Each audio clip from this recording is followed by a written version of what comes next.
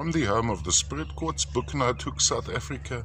A little purple explosion, size-wise quite tiny, maybe a triple thumbnail, yet very, very colorful, bright, lustrous. Interesting about this particular kind of the Spirit Quartz is that it's sitting on a flat matrix. That would be the matrix.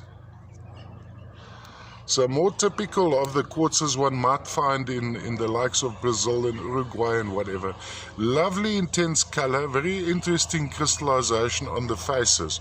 Almost a Fenster effect. Now typically what we have is a central quartz crystal surrounded by smaller ones. So there you have the underlying form. If you stand it on a turntable like this, you'd have the underlying form. Color concentration isn't totally focused around the edges of the crystal.